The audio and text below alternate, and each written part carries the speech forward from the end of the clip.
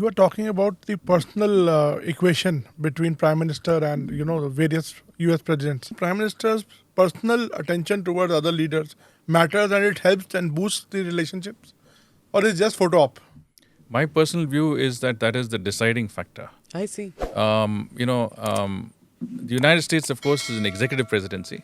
So decisions are taken, important decisions are taken at the president's level almost always.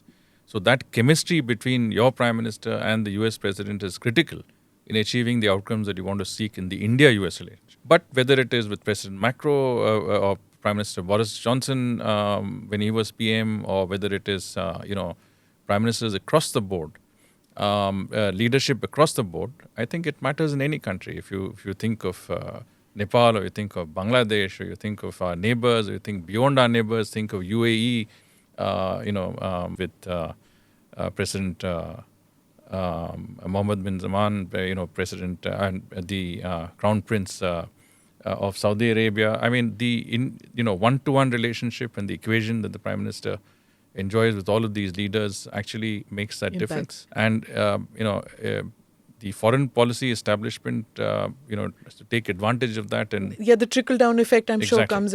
So another thing is that, when we used to cover earlier ASEAN summits, EU, or, any of these summits, when those family photographs are taken with all the world leaders, and if our Prime Minister would be, a shrinking violet or somewhere in the corner, it just didn't feel good. As Indians, you want your Prime Minister to be somewhere in the center, somewhere near, near Putin or near Obama or near whatever, not in the corner. so family pictures are one part of it. But if you see that Prime Minister Modi is probably one of the most sought after leaders in the world for any global decision making that you have, whether it's in climate change, whether it is in issues that are political in nature or economic in nature, he's always called in. He's been called into all of the recent G7 summits.